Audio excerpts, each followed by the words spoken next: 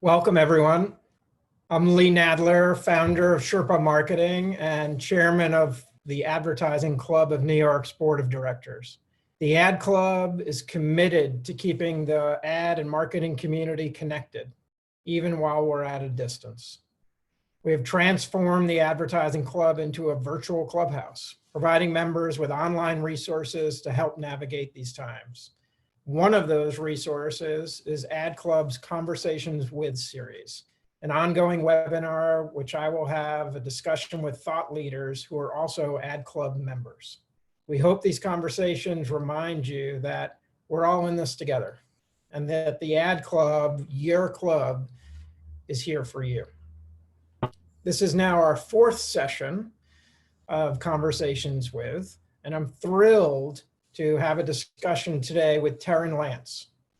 Terryn is the VP of Global Media at American Express. She's responsible for driving demand for the American Express brand, its products, and services. She works with markets outside of the US to help make media strategies a reality. And Terryn has a great background prior to American Express, working at various media agencies. She lives in Ohio with her husband and two sons. Thanks for joining, Terryn. Welcome. Thank you for having me. Yeah, so you are in Ohio now, and it's interesting that when we got to know each other, we recognized that you've been working remotely for years. And so This is something that I think we all can learn a lot from you, both in terms of the Amex strategies and ways of business are pivoting, but also in terms of some of the ways that you've been able to manage effectively working remotely. And we'll get to that in a few minutes.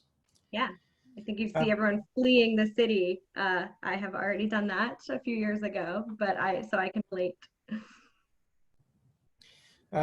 First of all, in addition to welcoming you to Conversations With, I want to officially welcome you to the board of directors for the Advertising Club.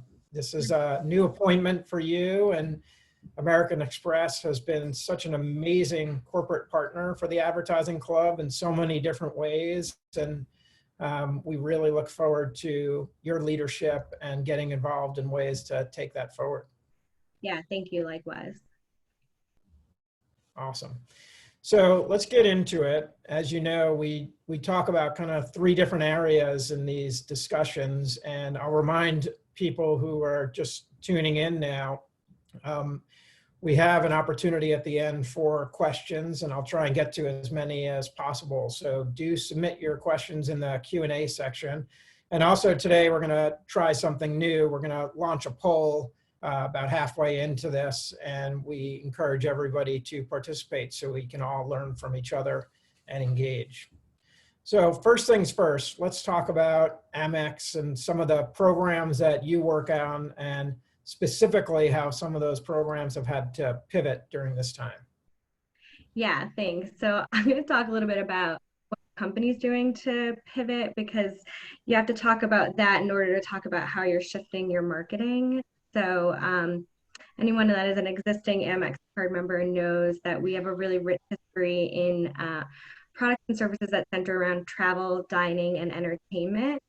Three big things nobody is doing today. So we really need to think through how to shift both what we offer to our existing customers and then how we message that. So we've started to really change the benefits and offerings. So historically, you might have been getting access to airport lounges or points on your flight or concert ticket access. That is not something people see value in this current climate. And so we've kind of shifted all of that to really focus on things like home essentials or food delivery. You can get discounts on streaming services or membership reward points on things like Grubhub and Seamless. It's a big shift in kind of how we've been offering and what we've been offering. And it's really still germane to what it is we do and the categories that we support, but not quite the way in which we've done it before, since that's not exactly how people are experiencing things today. Yeah, what a great specific example that I think many people can relate to. You know, while we're all in the marketing advertising industry, we're also all consumers and all dealing with this. I keep coming to this notion that you just articulated beautifully, which is marketing is not necessarily about messaging first. It's actually about figuring out what the benefit is to your customer and what offering your product or service can do to match that up. And so I love that example of just the simplicity of thinking, guess what? Travel benefits right now are not applicable, and dining and so forth has to pivot. So what a challenging thing for you to do, but it sounds like you've made that transition pretty smoothly. And I think one other area that is very topical right now that you have a good example of as well is related to small businesses, which American Express has had an amazing program for many years. Can you talk about how you've pivoted your small business strategy? Yeah, I think so. You know, if you think about what I just said, that's really for both customers of consumer products and small business card products. So we've done that too, right? We're helping small business owners in that regard. But something that we launched in April is a program called Stand for Small. It's basically a website coalition of about 70 plus really large, you know, well-known companies, where everyone has banded together to really offer advice and resources and tools and discounts for the small business owner. I think everyone's aware they're, you know, harder hit than most right now and really starting to struggle. And so anything that we can collectively offer that really helps that is what this coalition is meant to do. And it's been really great to see all of these really large companies come together. And also just really great to be able to tap into such a large portfolio of people. So, you know, someone like FedEx might offer distribution and logistic and shipping help, which is something small business owners need right now since that has been a whirlwind. Or, you know, someone like an Amazon might be helping a small business move from a brick and mortar setup to an online digital setup, something a lot of brick and mortars are not, you know, either used to or, you know, feasibly set up to do. And so this is a really great one-stop resource. And we have a video that kind of speaks to a little bit more about what it is.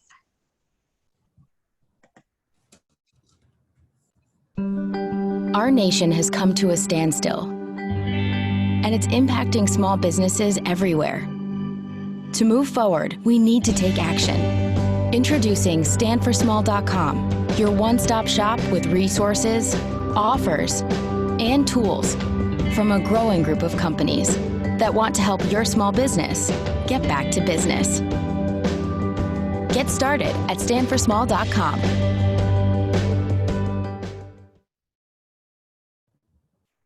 That's a great example. And first of all, thank you for sharing that.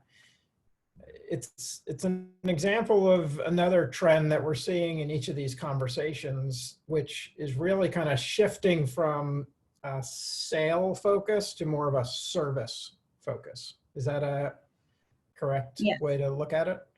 Yeah, that is true. And actually also sort of germane to what we've always done, really focused on service in general. So this felt very organic and natural, and going out to, you know, really large partners and asking to participate in a coalition in the matter of a couple days, because that's how quickly this all came together, wouldn't have really been possible if we weren't always naturally fitting within that environment and kind of always bridging the gap between large companies and small companies, and then kind of harnessing that relationship to bring them together. Well said. Let's shift into some of the responsibilities that you have around media and working with global partnerships and sponsorships. Maybe just take a minute to explain your purview of kind of looking at an international scene, and maybe give an example or two. I know you have one from our earlier discussion about specifically media and out of home and airports, and how you have to look at that in different markets that are being affected differently at different scale and with different timing. Yeah, so I am responsible for global media and specifically usually focus on media outside the US, with the exception of what you just saw there, which is a US-based program. So first off, it's really interesting to see kind of everyone be in the same boat, but also be at different points within that journey. So, you might have in Australia, who I work with really closely, who's already started to reopen, and you might have, a market like Mexico where they're probably behind the US. So, you sort of know what's to come for them if you live here. And so that's fascinating in general.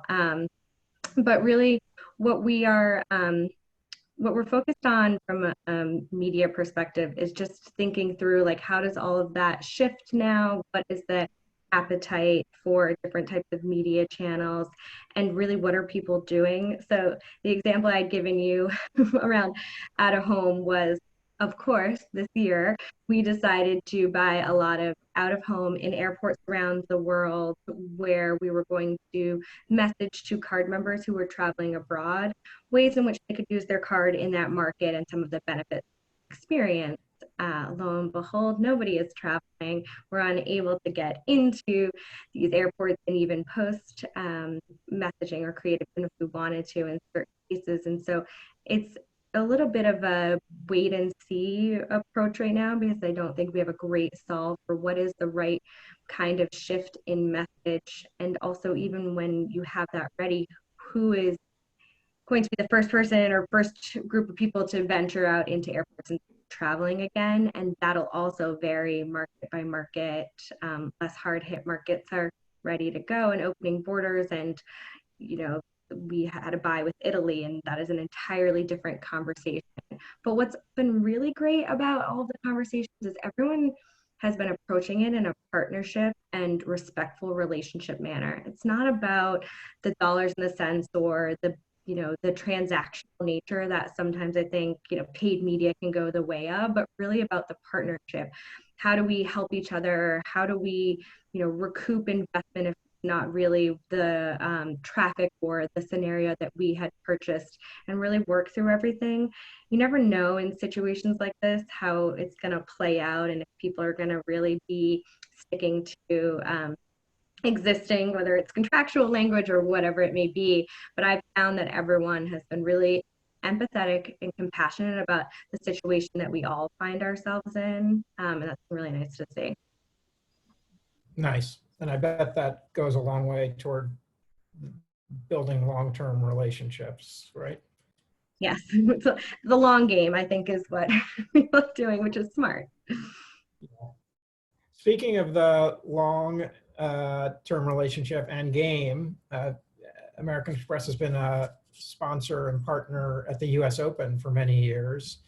And that's one of the interesting opportunities that we have in front of us, in that they haven't made a decision yet on whether to postpone or make any other changes to timing yet, given that it starts at the end of August. Can you talk through some of the ways that American Express has to think about planning for an event like that you've been a great partner for? Certainly, personally, one of my favorite events, and I get the Amex radio every time and take advantage of all the kind of things that Amex and other partners really provide as a enhancement to the experience. Well, what if that experience, if it doesn't happen, that's, I guess, pretty easy, although contractually hard. But if it does happen in a limited way, how do you have to think through those scenarios if there's limited fans or no fans, et cetera? Yeah, sponsorship's a really interesting and great example right now. I think, in some cases, something's not going to happen, and that's just crushing for everyone who's worked so hard on, getting that off the ground and running. And then in some cases, you're in limbo, which is probably almost harder. It's a lot of planning for something, or planning for the unknown, super difficult in general, but planning for what may or may not happen. And if something happens, what are the rules with which you need to operate within. I think, for us, the conversations have both centered around activating on site and what does that look like? What is the, either during or post-COVID radio that you reference? Is that something in the sanitizing world, or what kind of service can we continue to offer to the fans and our card members that feels like something Amex would offer, but also fits the time? And then on top of that, thinking through, a lot of these sponsorships have media partnerships associated with them, and what does that look like moving forward, especially in particular if people are not going to be attending events. We lean into those types of partnerships and really make them work harder for us, because the hope is that everyone who can't attend is now just watching in capacity. Yeah, that's a lot of scenario planning. And I guess what I'm hearing is true to what you started with, which is really focus on like, what are the service related offerings that Amex can put forth, and you just have to have different, I guess, scenarios for in-person versus at home, etc. Yeah, and like what feels like something you would normally do, but maybe just altered or heightened, just given what we know consumers might expect or want moving forward. I like the radio example because it's one of those things that people never knew they needed, but the minute we offered it, it was like, oh, that's so obvious. And now I sort of can't go back. I always liken it to DVR. Didn't think I needed it, for sure can't, be in an environment where that type of on-demand experience no longer exists. So it's now, what is that kind of situation moving forward, and how do you identify things people don't even know they need, but the minute you offer it, they are really so excited that and so grateful that Amex has offered that type of service. That's very true. Yeah. By the way, side point, I like also that you make it in one ear so that I can listen to my wife or guests that I'm with in the other ear, and then John McEnroe in my radio ear. You can pretend to be paying attention. I know, it's really good. Or you just stick it in and you don't have to talk to anyone. It's great. Let's pivot a little bit. Speaking of, well, you said pretending to listen. I listen. But speaking of which, we're all now on these Zoom calls and virtual meetings. And as we discussed in the beginning, you're used to this. But let's shift into the discussion of how teams are pivoting. So how is your team pivoting? How are you putting some things to work maybe that you hadn't done before, because now everybody's in this situation? And maybe just some tips for people who are working in this new reality. Yeah, it's so interesting. So of the 10 years that I've been at Amex, half have been, we're in the office in New York, and then half have been here from my home. And it's been about 5 or 6 years now. And I find it also actually kind of different, even though I've always been virtual. I think there's a difference between you being the one virtual person than everybody being virtual. So that has actually been a change for me. Where I luck out is that my team, sits across international media, and therefore is usually on the phone, usually on video, and, used to working in a virtual capacity. So that's been kind of nice. It's also really great to manage time zones. Working from home means you don't have your commute, and therefore you can work all the time. But you can also just kind of manage when you want to have early meetings or late meetings. But still really like a change. I always tell people, I've getting a lot of questions lately, like this will become normal to you fairly quickly, and you'll start to just really appreciate, I think, working from home. It's actually kind of really nice, good work-life balance. The things that I usually tell people are, I'm going to let you jump into that, but I want to let people know that there's a poll being launched, which kind of asks questions of our 100+ attendees right now who are tuning in. So we'd love to hear from you in terms of the questions you'll see are focused on some of these new work situations. So we'll launch that now, but please go ahead with your thoughts. Yeah, so video's been great. I think it's super beneficial. It's sort of like being able to have a personal conversation even when you're not together. But so there's a couple things I've been telling people to do. The first is to make sure you kind of start and end time. I know when I first moved from a working to a virtual capacity, the days just kind of bled into one another, and you can sort of just roll out of bed, start working, and then when do you end at the end of the day? So you can either get yourself a couple kids who will help that start and end time, or just really start to set parameters for yourself to be able to, just start work. But there's tons of things you can do before the workday end game, and there's no need to work, throughout the nighttime. The other thing, and I know this sounds weird, but I always put on some form of shoes. It's usually sneakers, but I think, whether you're getting full dressed or you're wearing sweatpants, leggings, or whatever the new corporate dress code is these days, for some reason for me, putting on shoes just really means you're like ready for the day. Like you are doing something different than you are, sitting at home and ready to start going. And then I've noticed a lot of my team members have been asking about how to continue to build relationships with people from afar. And I think that's really hard. I think now you're getting on these calls or these videos and you're just kind of getting down to business because it feels like you should, since that is the way in which we kind of conduct virtual meetings. And some of those like hallway chats or niceties, or even, meeting at the coffee machine, what did you watch last night type of conversations can quickly leave the room in a virtual setting. So I've been doing some of my one-on-ones while just walking around outside, because I think when you're not sitting in front of a computer, you start to have, okay, I'm also a person, I have a lifestyle, I can talk to someone in a more personal and less professional manner. Not all the time, but I think it's nice to kind of change it up, because I will tell you, it starts to feel like you're working all the time and that the only thing you're doing is working. Especially, I felt that way when I first went virtual, and I can imagine for people it's even more so now, because actually some of the things that we like to do outside of work are kind of limited. Those are all great examples. So let me make sure I recap those correctly. One is have an end time to the day, because otherwise with the computer a few feet away or whatever, you can just constantly be going back and forth on work, right? So have some set kind of work office hours. The second, wear shoes. Do you have a sign outside your home office that says like no shoes, no service? No, exactly. Yes, exactly. No shoes, no working.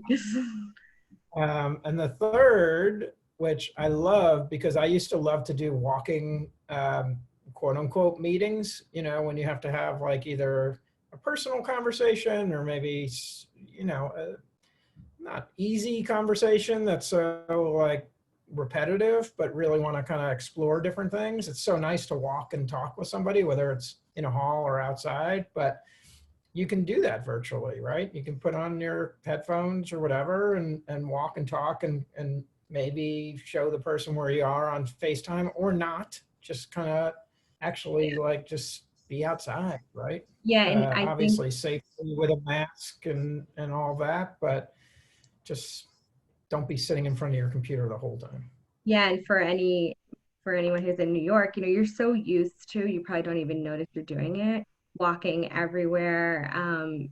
I know we have all these watches and tools that tell us how many steps we've taken, but when I first moved from New York to Ohio, I had not realized how much I had walked just in general over the course of life, having nothing to do with, working out or any sort of additive things. Just over the course of a normal day, you are getting up and walking around a lot. And that is really hard now. People are not doing that. And I've gotten a lot of questions around like, what do you do in between meetings? Or, for me, I try to leave as much stuff down by the kitchen, like water and coffee and refills of things. So it sounds smart, right? You just you bring everything to your workspace and then you can stay there the whole day. But if you move it around the house and you are moving around the location, you are able to kind of at least get your body moving, because that's probably a big shift from a lot of people who are just used to even walking from meeting to meeting. Right. Yeah. Let's talk, well, first of all, let's launch the results to the poll and take a look at that and see what people, so first of all, the first question, which appreciate everybody answering, and it looks like people representing the media side of the business are almost half of the 100+ attendees on the webinar, plus we're live on Facebook. I don't think those people were able to get the poll. This shows that the Advertising Club of New York is represented from every constituent in the business. It's one of the few organizations that has marketers, brand marketers, agency executives from every level of the business and professionals to media, ad tech, martech, as well as even students. And through our Andy Awards, we have creatives who are part of the ad club as well. So you're in good company here at the Advertising Club, represented across the industry. The second question, and feel free, Terryn, to chime in here if anything pops out to you, especially given your experience working remotely. But I think it is interesting that a little more people thought that the working remotely was having a positive effect on them, which can be, I think, an interesting opportunity going forward for people who maybe hadn't thought about it, or even for managers who were kind of caught in the corporate conundrum of saying, no, you have to work from the office just because that's the way you used to do things. Any thoughts on that? Yeah, I think it's right. I never weigh in on any questions internally about, should we let our people work from home or not? Because it feels like, to me, if you can do your job effectively, you should be able to do it wherever. That said, I do think there's something about in-person meetings and getting everyone together, both from a camaraderie and relationship building standpoint, but for also getting things done. I often laugh when people try to do like the whiteboard virtually. It's like that's something that you just really can't do as well as being in a room with things that really require brainstorming. Yeah. But it's funny because people are either usually in the camp of like, they love this newfound life, I like working from home and then it has so many positive attributes, or wow, I really missed my commute. It was something I never thought I was going to say, and I'm starting to miss all of these old things. Right. But right. I think for the most part, like from what I see from my teams, the poll results here seem similar, where mostly positive. I think people are trying to make the best of a situation. And also when you put it in perspective, there's so much else that is going on and going wrong that, working from home, even if you don't love it, doesn't seem that bad. Right, that's a good point.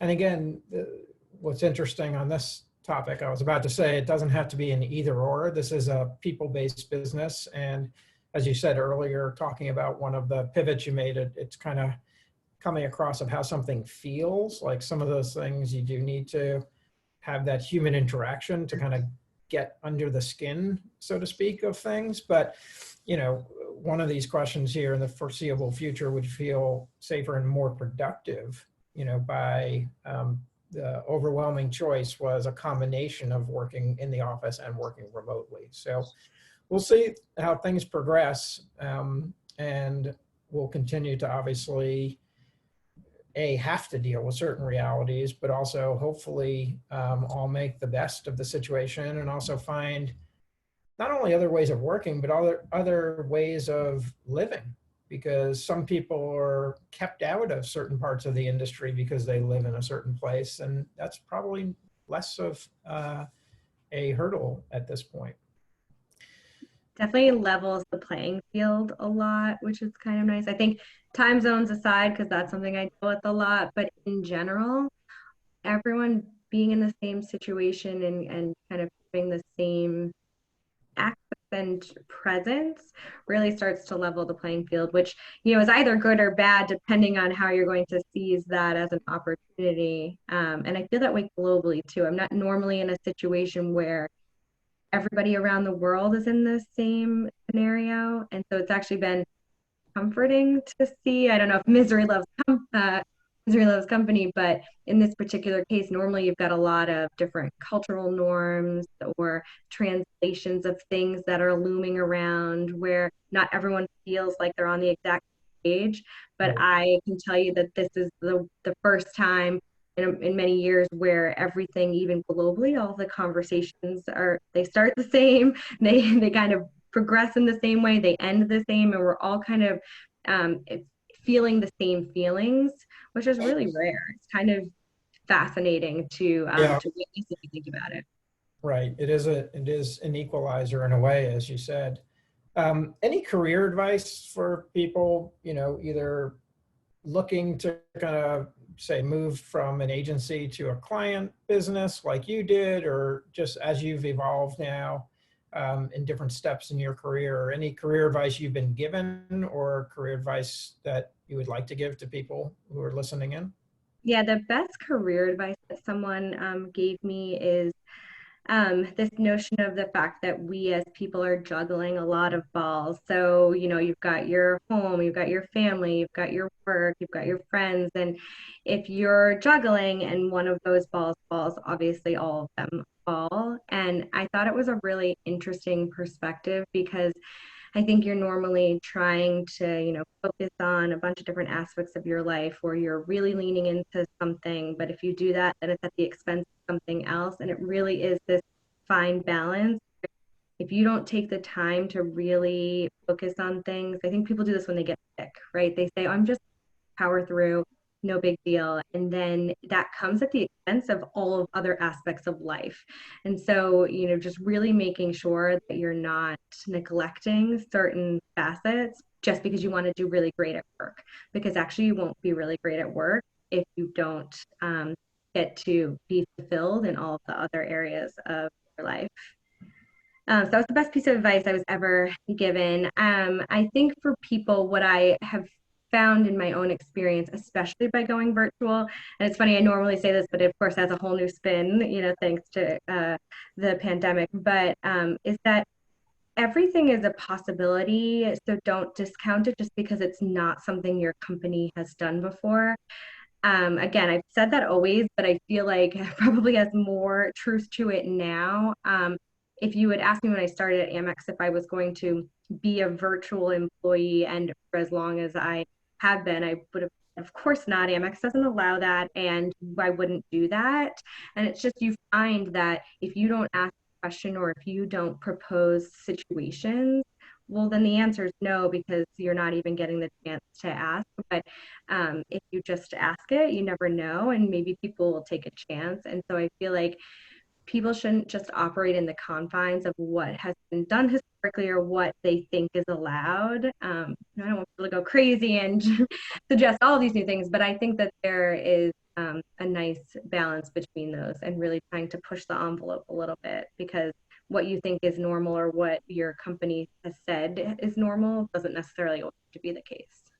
No, well, very timely right now, because aren't companies in need now of new ideas? Like the normal way of operating is not working Yes. for this time. So this, and that's great career advice as well. This is a time to step forward with an idea that maybe you've been holding on to or have been fearful that, might get laughed at or something like that. Throughout my career, I've only actually gotten disappointed with myself when I didn't put forth the idea and then realized whatever time period later that that would have been a good solution, or someone else put it forth and it was a different iteration. But like holding on to this stuff, I like the way you articulate it. Holding on to it automatically means it's not going to happen. Right. So, Yeah. Yes. And guys, oh, sorry. that's all right. Have you guys put forth like a different forum or way to kind of brainstorm? And maybe talk a little bit about how you work. This is one of the questions also that was in there from the people who signed up. Like, how are you working now with your agencies? And, sometimes agencies will, come up with an idea and present it. I've seen now a lot of examples of very quick discussions turned into ideas, but is there a new dynamic for how your agencies and you at the client team are working together and brainstorming? Yes, in my particular case, we in the start of 2019 had made the decision to sort of consolidate and globally brand work with IPG's Universal McCann. And so our relationship is only about a year and a couple months old. And so that is challenging in and of itself, as you're starting any new relationship, you're learning how to work with everyone. And then it's funny because I feel like we just get in this groove where at the beginning of this year, our offices are next to each other. So we're in a groove of meeting in person and really starting to foster that relationship. And what I have found really interesting about this scenario is that all of that sort of goodwill that we've created over the past year and relationships that we start to build really are paying dividends as we start to all work virtually. I think everyone, had assumed that, okay, if we are all together in one place, we'll be more productive because you automatically will be. But I don't think that's true. And I'm finding we are just as productive, if not quicker. I don't know why we're quicker, if the virtualness has enabled people to just make decisions quicker in general, but I find that we're also a lot more agile as teams, and we didn't need to be all in the same room. I think that was a misconception that we had. Relationships only exist if you see people face to face, and the more you do of it, the more productive you'll be, I think are two myths that I even myself thought were true, and I'm finding that's not the case. We're kind of operating this in a similar capacity in terms of productivity and relationship building now as we were before. Yeah, it's so interesting. And this is, as I'm listening, I'm realizing how much of a shift this is to everything. But our industry is such a people-based business, and it always has been about obviously relationship, and those relationships can turn ideas into a reality, not only much faster, but also based on trust and understanding where somebody's coming from, right? Back to that transactional discussion versus the long game. For ideas that maybe some of the media partners have from their standpoint, should those go to your agency? Do you work with media companies directly? How do you, have processes changed at all? Yeah, we do both, and we always have done both. I think we don't care either way because we just want good ideas to find us, however is the preferred path of least resistance. We partner so closely with that I assume at some point all the ideas will be shared by both companies. But I think we're open to, and I think we're also really hungry to understand, what people are doing, what companies are doing, and also what our customers and consumers are doing. I always pose this question to people because the small business owner audience is really tough to find and to understand. They're just a smallish population with maybe not the largest media consumption habits. And so understanding what they're doing these days and all of those nuggets has sort of been something I've been asking a lot of different companies for, because a lot of our media partners are just sitting on, reams of data and insights that are so rich and applicable to what it is I need to do, and just being able to access that. But yeah, no, we will take any ideas both through or through Amex directly. Oh, great. And specifically that target audience is who, did you say? Small business owners. Small business owners, gotcha. So a couple of questions here I'll try and rattle off and see how you want to respond. Some of them are kind of connected. There's a discussion certainly going, and if you are tuning into, some of the broadcasts now and other ways of getting messages, there's obviously a lot that is focused on how companies are supporting communities and pivots during COVID pandemic. Do you think that people are ready to start hearing from brands, again, from a brand messaging standpoint and a product messaging standpoint? You talked about some of the things that you're doing from a product standpoint, but I imagine those are going directly to card members and so forth, or small business owners. From some of your bigger messaging, when does that shift to kind of, I won't say back to normal, because I don't think there is a back to normal. I think it's about moving forward. And do you have timing in mind for when some of those messages start to move forward? And I know you work internationally, so that might be Yeah, your answer. it's probably the $1,000,000 question right now, right? The timing of things. I think if you're part of a large company who has made a shift, you sort of know what you ultimately want to say and the kind of message you want to go out with that doesn't appear tone deaf and also fits within the ethos of what you've always been standing for. So for us, it centers a lot around the stuff we were talking about around support of small businesses and really figuring out how to inspire our existing card member base to sort of help small businesses during this time. And it's basically what Small Business Saturday is that we launched 10 years ago. It's a very similar feeling, although under very different pretenses. And so I think there's a lot of messaging that we want to communicate. And so the big question is, when's the right time? And so I know I talked about this, it's like interesting to see some markets around the world is just starting to open up, and when does that timing become appropriate? It'll be interesting in the US because, we're all the states seem to be on different trajectories of sort of reopening and economic recovery. And so I think our biggest question, at least within the US, has been, do you start to shift from what was national type of campaign to a little bit more geographically appropriate of messaging? And how do you be sensitive? I think people are ready to hear from brands, but only if it is appropriate in what is being communicated, and also doesn't feel like people are capitalizing on this opportunistic notion where brands are just coming in to tell you something about themselves because you're down and now's the time that you need to hear from us. So it has to all feel really authentic and appropriate. Absolutely agree. So, geographically, that's a matrix to look at differently maybe than you've looked at it before in terms of maybe opportunities for number of cardholders or small businesses or something. But you probably have the matrix of like reopening, and then also like where different geographies are impacted.